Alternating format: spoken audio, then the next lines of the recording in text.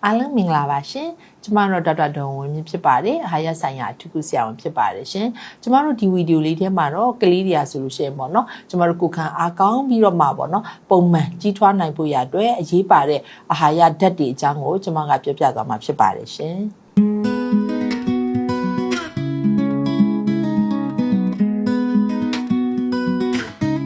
်ကလေးတယောက်ရဲ့လို့ဖြစ်လာပြီဆိုရင်ကျမတို့ကပုံမှန်လည်းကြီးထွားရမယ်ကိုခံစွမ်းအားလည်းကောင်းရမယ်ဆိုတာတော့ဒါမိဘတိုင်းရဲ့မျှော်လင့်ချက်ဖြစ်ပါတယ်ပုံမှန်အားဖြင့်ပေါ့နော်ခန္ဓာကိုယ်ကလည်းကြီးထွားရမယ်နောက်ပြီးတော့မှကိုခံစွမ်းအားတွေကလည်းကောင်းရမယ်ဆိုရင်တော့ပြောရမယ်ဆိုတော့ကျမတို့မွေးကလေးကနေပြီးတော့မှစတယ်လို့ပြောလို့ရပါတယ်ရှင့်နော်အဲ့တော့မွေးတဲ့အချိန်မှာတော့ကျမတို့ကအားလုံးသိတဲ့အတိုင်းပါပဲမိခင်တို့တစ်မျိုးတည်းကိုပါပဲကျမတို့တွေကနေပြီးတော့မှတိုက်ကြွေးပါတယ်အဲ့တော့မိခင်တို့ထဲမှာတော့ကလေးအတွက်လိုအပ်တဲ့အာဟာရဓာတ်တွေဖြစ်တဲ့ဒီ protein တို့ carbohydrate တို့ fat တို့ဗိုက်တာမင်တို့ဆိုတာတော့အစုံပေါ့နော်ပါလာပြီးသားဖြစ်ပါတယ်ဒါပေမဲ့ဒါတွေပါလာဖို့ဆိုတာလေမိခင်ကလည်းပေါ့နော်တကယ်ကိုပဲအာဟာရပြည့်ဝစွာစွာစားမှသာလိမ့်မယ်ကျမတို့ကလေးတွေအတွက်ကဆိုလို့ရှိရင်အာဟာရဓာတ်တွေကဆိုရှင်ပြည့်စုံစွာဖြစ်လာမှာပါရှင့်နော်အဲ့လိုပဲကျမတို့တွေက6လရောက်သွားပြီဆိုလို့ရှိရင်တော့ကျမတို့ဒါဖြည့်ဆွတ်စာစားလာကြပြီပေါ့နော်အဲ့တော့ဒီဖြည့်ဆွတ်စာစားတဲ့အချိန်မှာလေကလေးတယောက်ကဆိုလို့ရှိရင်ကျမတို့ဒီ protein ဓာတ်တွေပြည့်ရမယ်ပြီးတဲ့ခါကျတော့ဗိုက်တာမင်နဲ့သတ္တုဓာတ်တွေဆိုရှင်ပြည့်ဖို့အရေးကြီးပါတယ်အဲ့တော့ဗိုက်တာမင်တွေထဲမှာတော့ကျမတို့တွေကဒီအရွယ်မှာဆိုရှင် iron ဓာတ်တို့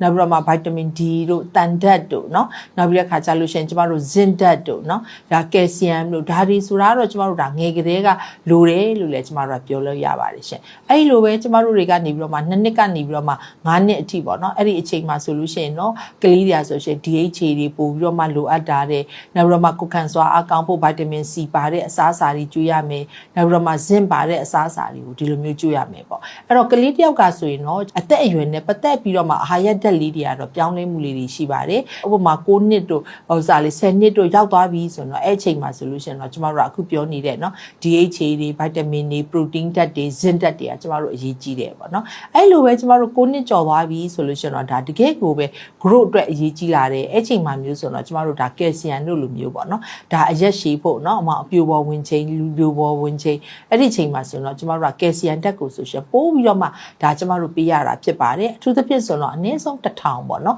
1000လိုအပ်တာတွေဖြစ်တယ်နောက်ပြီးတော့မှကိုခံစွမ်းအားကောင်းဖို့အတွက်ဆိုရှင်ကျမတို့ zinc ဓာတ်တို့ vitamin D တို့เนาะဒါတွေပြည့်စုံအောင်လည်းကျမတို့အရေးကြီးပါတယ်ဒါကြောင့်မလို့ကလေးတယောက်ကဆိုလို့ရှင်ကြီးထွားတဲ့အချိန်မှာတော့သူ့အရွယ်နဲ့သူကြီးထွားမယ်ကျမတို့ကိုခံအားကောင်းနေမယ်ဆိုလို့ရှင်တော့ဒါအရွယ်ကလည်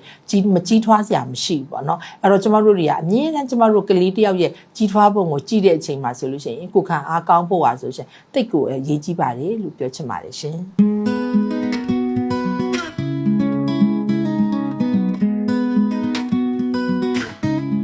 အဖျားနာတွေကင်းစင်ဖို့ကိုခံအားကောင်းဖို့ဆိုတာကျမတို့အာဟာရဓာတ်အပြင်ဒီကလေးတယောက်ရဲ့ပေါ့နော်သူ့ရဲ့နေပုံပေါ့ထိုင်ပုံပေါ့နော်အဲ့တော့ကျမတို့က lifestyle လို့လည်းပြောလို့ရပါတယ်ရှင်ကျမတို့ဒီ vitamin ဓာတ်တွေကျမတို့အရေးကြီးတယ်အထူးသဖြင့် vitamin C များများပါတဲ့အစားအစာလေးတွေကိုကျမတို့ကကျွေးဖို့အရေးကြီးပါတယ်အဲ့တော့ vitamin C ကတော့ကျမတို့ဥပမာဆိုရှင်အရေးရွှမ်းတဲ့အသီးတွေရှိတယ်နောက်ပြီးတော့မှဟင်းသီးဟင်းရွက်တွေမှာပါဝင်တယ်ဒါကြောင့်မလို့သူတို့လေးတွေကိုဆိုရင်ကျမတို့ကအသီးနှံတွေလည်းကျွေးရမယ်ပြီးတဲ့အခါကျလို့ရှိရင်ပေါ့နော်ဟင်းသီးဟင်းရွက်ဆိုတာမျိုးလေးကိုလည်းအခုပြောသလိုငယ်ကလေးကနေစပြီးတော့မှသူတို့ချင့်ပေးမှပဲရပါတယ်ရှင်เนาะဒီဟင်းသီးဟင်းရွက်တွေကိုသူတို့မစားတတ်ဘူးဆိုလို့ရှင်ဒါကြီးတဲ့အရွယ်မှာလည်းဒါစားတတ်ဖို့ရဆိုရှင်တိတ်ပြီးတော့ခဲရင်းပါတယ်ဒါကြောင့်မလို့ကျမတို့တွေကဒီဟင်းသီးဟင်းရွက်တွေလည်းကျမတို့ထည့်ပေးရမယ်အစာအုပ်စုကြီး9ခုပေါ့ protein အတွက်ကတော့ငယ်ကလေးတွေကကျမတို့အသားတွေစကျွေးတယ်နှုတ်တွေစတိုက်တယ်ကြက်ဥတွေစကျွေးတယ်ပေါ့အဲ့တော့သူတို့ကတော့တစ်နှစ်ကျော်လောက်မှဆိုရင်များသောအားဖြင့်ဆိုလို့ရှင်တော့ဒါသားစားဖို့ဆိုရှင်ညင်းတက်ကြပါတယ်ဒါကြောင့်မလို့သူတို့က3နှစ်ကျော်လာပြီဆိုတော့ကျမတို့ဒါအသားလေးတွေကိုတော်တော်ကျွေးနိုင်လာတယ်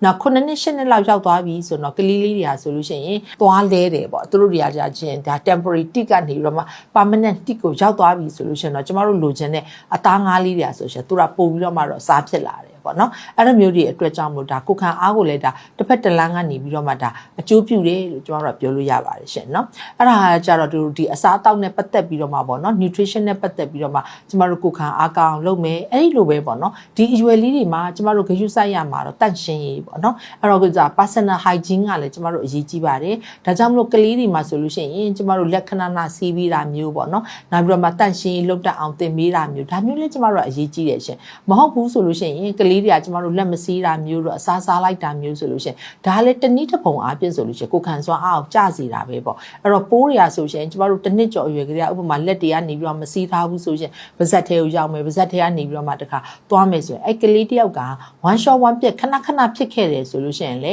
ေဒါကျမတို့ရဲ့ကိုခံစွမ်းအားတွေကရော့ကျမယ်ရော့ကျတဲ့အခါမှာဆိုလို့ရှိရင်လေဒါကိုယ်ကလေးတယောက်ရဲ့ကြီးထွားမှုอ่ะဆိုရှင်နည်းသွားတယ်ပေါ့နော်ဒါဒုတိယအချက်ပေါ့နောက်တတိယအချက်ကတော့ကျမတို့ပြောမယ်ဆိုတော့ကလေးရဲ့အိတ်ချိန်ပေါ့နော်အိတ်ချိန်အရေးကြီးပါတယ်ဘာလို့လဲဆိုရှင်တော့ကျမတို့အခုနောက်ပိုင်းမှာကလေးတော်တော်များများဆိုရှင် screen time တွေများလာကြ screen time များလာတယ်လို့ပဲမိဘတွေမှာလည်းအိတ်တဲ့အချိန်ကနောက်ကျတယ်နောက်ကျတော့ကလေးလေးတွေကလည်းနောက်ကျတယ်ပေါ့အဲ့ဒီမှာနေမယ်ကျမတို့ရဲ့အိတ်ချိန်တွေမှာလည်းဒါမပြည့်ဘူးလို့ပြောလို့ရပါတယ်ရှင်ဒါကြောင့်မလို့ကလေးတွေမှာဆိုရင်အိတ်တဲ့အခါမှာဆိုရင်တော့ကျမတို့ကအနည်းဆုံးပေါ့နော်ည7နာရီမတိုင်ခင်ပေါ့နော်ဒါလေးတွေကိုကလေးတွေကအိတ်ရဝင်ပြီးဖို့အရေးကြီးပါတယ်အဲ့ဒီမှာလည်းကျမတို့ကဒီဟော်မုန်းပေါ့နော် growth hormone ထွက်တဲ့အချိန်ကည7နာရီကနေမိနစ်1နာရီအတွင်းမှာထွက်တာဖြစ်တဲ့အတွက်ကြောင့်မလို့ကလေးတွေကိုဆိုရှင်အဲ့ဒီအချိန်မတိုင်ခင်အိတ်မဲဆိုလို့ရှင်တော့လေဒါကလေးတယောက်ရဲ့ကြီးထွားမှုရဲ့နောက်ပြီးတော့မှသူတို့ရဲ့ကိုယ်ခံစွမ်းအားရလည်းအရေးကြီးပါတယ်ရှင်နော်ဒါကြောင့်မလို့ကျမတို့တွေကတော့ပေါ့နော်အာဟာရဓာတ်တစ်ခုတည်းမဟုတ်ဘဲနဲ့သူတို့ရဲ့ lifestyle တွေပေါ့နော်ဒါလေးတွေကျမတို့တွေကပြင်ပေးရမယ်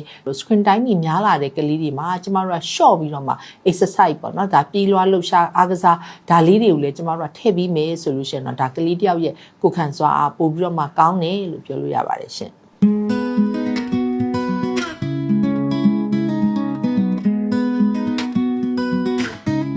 ်ဟုတ်ကဲ့ပါရှင်အဲ့တော့ကျမတို့ဒီ cold press ပေါ့နော်ဒီ only ကနေပြီးတော့မှရတဲ့အစီက cold press လို့ကျမတို့ကပြောလိုက်တယ်ဆိုရင်တော့ဒါသဘာဝ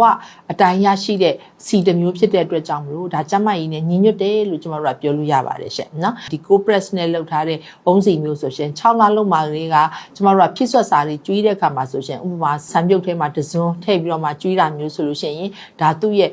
ကောင်းကျိုးလေးတွေကလည်းအများကြီးရရှိပါတယ်နောက်တစ်ခါကျတော့ပေါ့နော်ကလေးတွေမှာဆိုရှင်ဆောင်းတွင်းရာတွေအချိန်တွေမှာဆိုရင်ကလေးတော်တော်များများဆိုရှင်အသားရည်တွေခြောက်တယ်ပေါ့နော်အဲ့လိုခြောက်တဲ့အခါမှာဆိုလို့ရှိရင်လေဒီအုံးစီကိုကျမတို့လိမ့်ပေးလိုက်ခြင်းအပြင်လေဥပမာဆိုရှင်ပိုးဝင်ခြင်းကနေပြီးတော့မှလည်းကာကွယ်ပြီးတယ်နောက်တစ်ခါအုံးစီကိုကျမတို့တွေကကလေးရဲ့ပါးစပ်ထဲကိုကျွေးလိုက်ခြင်းအပြင်လေနော်သူတို့ကဆိုလို့ရှိရင်ကျမတို့ energy ပိုရတယ်ပေါ့နော်ဒီအုံးစီရဆိုလို့ရှိရင်ပြောရမယ်ဆိုတော့ကျမတို့ကဥလန်းချောင်းကနေအများကြီးဖြတ်စရာမလိုဘဲနဲ့ကျမတို့အသေးထဲမှာသွားပြီးတော့မှ metabolize မြန်လုပ်တဲ့အတွက်ကြောင့်မလို့သူကဆိုရှင် energy ကိုဖြစ်ထွန်းစေတယ်ပေါ့နော်အဲ့လိုဖြစ်ထွန်းစေတာဖြစ်တဲ့အတွက်ကြောင့်မလို့တချို့တော့ကလေးတွေဆိုရင်ကျမတို့က6လကျော်တာနဲ့တော့ပေါ့နော်ကို press နဲ့လုပ်ထားတဲ့အုံးစီမျိုးကျမတို့ကကျွေးလို့ရပါပြီအဲ့လိုမျိုးကျွေးတဲ့ခါမှာတော့အခုပြောသလိုပေါ့အကောင်တွေကိုသူကတတ်နိုင်စွမ်းရှိတယ်နောက်ပြီးတော့မှ energy ကိုပိုပြီးတော့မြန်ရတယ်နောက်ပြီးတော့မှအသားရည်အားဖြင့် solution နဲ့6တွေ့နေတဲ့ဟာတွေကိုသူကနေပြီးတော့မှထိမ့်ပြီးတယ်ကျမတို့ကအုံးစီထဲမှာတော့ medium chain triglyceride ပါတဲ့အတွက်ကြောင့်မလို့သူ့ရဲ့ကောင်းကျိုးများစွာရရှိတဲ့အတွက်ကြောင့်မလို့ကလေးလေးတွေကိုကျွေးလို့ရပါတယ်လို့တော့ကျမပြောချင်ပါတယ်ရှင်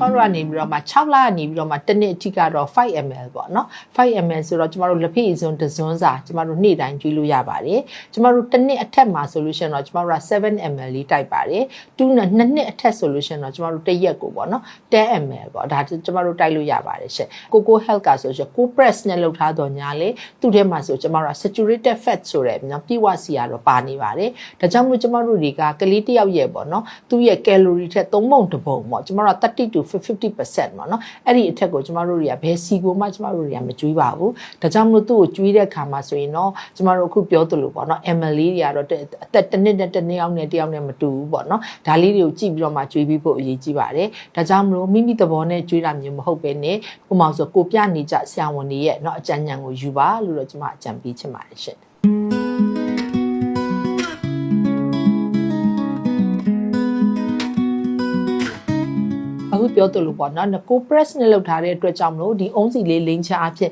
်အများသိတဲ့အတိုင်းချောမွေ့သွားတယ်ပေါ့နော်ကျမတို့အဆိုဓာတ်ကိုလည်းကျမတို့တွေကဒီ Co Press ကသွားပြီးတော့မှပေါ့နော်ထိန်းချုပ်နိုင်သွားတဲ့အတွက်ကြောင့်မလို့အဓိကပြောမယ်ဆိုတော့ eczema ပေါ့နော်ကျမတို့ဒီ eczema တို့ dermatitis တို့အရေပြားပေါ်မှာဖြစ်တဲ့နော်ကျမတို့တွေကဒီလိုမျိုးယောဂမျိုးဆိုလို့ရှင်လဲကာကွယ်ပြီးသားဖြစ်သွားတယ်နောက်ပြီးတော့မှအလာကြီးကြောင့်မလို့ဖြစ်တယ်ပေါ့နော်ကိုယ်ခံအားနည်းတာတွေကြောင့်မို့ဖြစ်တဲ့ eczema ဆိုလို့ရှင်လဲဒါတော်တော်လေးကိုလည်းတက်တာသွားပါတယ်ရှင်နော်တချို့ဆိုလို့ရှင်ကျမတို့ diaper rash တွေပေါ့နော်ဥပမာ diaper rash တွေရှိတဲ့သူမျိုးမှာဒီအုံးစီလေးလိမ့်ပြီးလိုက်တယ်ဆိုရှင်ဒါသူ့ရဲ့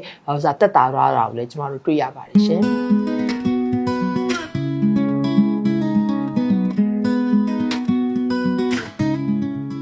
ဟုတ်ကဲ့ပါရှင်အဲ့တော့ပေါ့နော်ကျမတို့တွေကကလေးတယောက်အတွက်ကဆိုလို့ရှိရင်တကယ်ကိုပဲကြီးထွားမယ်ဆိုရင်တော့အခုပြောသလိုပေါ့နော်အစားအသောက်တွေကတော့ကျမတို့တွေကတကယ်ကိုပဲကြီးထွားစေတဲ့အစားအစာတွေစားပြီးဖို့အရေးကြီးပါတယ်အဓိကကတော့ကျမတို့ကအသားငါးကိုဆိုလို့ရှိရင်နှစ်အောက်ဆိုလို့ရှိရင်တော့ကျမတို့ငါးချက်သားကျွေးမယ်နှစ်အထက်ဆိုလို့ရှိရင်တော့ကျမတို့10သားကျွေးရမယ်ကြက်ဥဆိုလို့ရှိရင်အနည်းဆုံးတစ်ရက်ကိုနှလုံးပေါ့နော်နောက်ပြီးတော့မှနှုတ်ဆိုလို့ရှိရင်လည်းအနည်းဆုံးပေါ့နော်ဥပမာ900ကနေပြီးတော့မှ900 ml ပေါ့နော်ဒါလေးတွေကျမတို့တိုက်ပေးဖို့အရေးကြီးတယ်နောက်ပြီးတော့မှဟင်းသီးဟင်းရွက်ပေါ့နော်နောက်ပြီးတော့မှတစ်သီးပေါ့ဟင်းသီးဟင်းရွက်ကတော့ကျမတို့ကလေးတွေမှာတော့အနည်းဆုံးတစ်ခါစားလို့ရှိရင်တစ်စွန်းပေါ့နော်ဒါလေးတွေကျမတို့ကျွေးမယ်နောက်ပြီးတော့မှတစ်သီးပေါ့ဒါကတော့ဗီတာမင် C တွေနောက်တခြားဗီတာမင်တွေများတဲ့တစ်သီးလေးတွေကိုကျမတို့ကစားပြီးဖို့လည်းအရေးကြီးပါတယ်ဒါကြောင့်မို့ခြုံပြီးပြောမယ်ဆိုရင်တော့ကျမတို့ကလေးတယောက်ကဆို balance diet ပေါ့နော်ကလေးကိုကျမတို့ပေါ့နော်အစုံစားတတ်အောင်ပေါ့နော်ကျမတို့ဓာတ်ရိုးထည့်ပြီးတော့မှကျွေးလို့ရမယ်ဆိုရင်တော့ပို့ပြီးတော့မှလည်းတင့်တော်ပါတယ်ရှင့်နော်နောက်ပြီးတော့မှတစ်ခါအခုပြောသလိုတော့သူ့ရဲ့ lifestyle ပေါ့ကလေးအေးရေးဝအောင်အိပ်ဖို့တို့နောက်ပြီးတဲ့ခါကျလို့ရှိရင်ကျမတို့တွေကလက်တွေဆေးပေးဖို့ hygiene တွေကောင်းပေးဖို့နောက်တစ်ခုကတော့ကျမတို့အရေးကြီးဆုံးဖြစ်တဲ့ချစ်ချင်းမေတ္တာပေါ့နော်မိဘတွေရဲ့ချစ်ချင်းမေတ္တာကဒီ9နှစ်အောက်ကလေးတွေမှာတိတ်ပြီးတော့မှအရေးကြီးပါတယ်ဒါကြောင့်မလို့ဖြစ်နိုင်ရင်တော့မိမိတွေအနေနဲ့ကတော့ပေါ့နော်လတိုင်းမှာကိုယ်ကလေးရဲ့တိုးတက်မှုရှိမရှိ weight ပေါ့နော် weight နဲ့ height ကိုတော့ဒါအရင်ဆုံးကျမတို့မှန်လေးချိန်ပြီးပါအကယ်၍ကိုယ့်ရဲ့ကလေးက weight မတက်တာကြာပြီဒါမှမဟုတ်အရက်မထွက်တာကြာပြီဆိုတော့ကျမတို့တင့်တော်တဲ့နော်ဆရာဝန်တွေအာဟာရဆရာဝန်တွေကလေးဆရာဝန်တွေနဲ့ပြသပြီးတော့မှကုသမှုခံယူပါလို့တော့ကျမအကြံပေးချင်ပါတယ်ရှင်အားလုံးလည်းကျေးဇူးတင်ပါတယ်ရှင်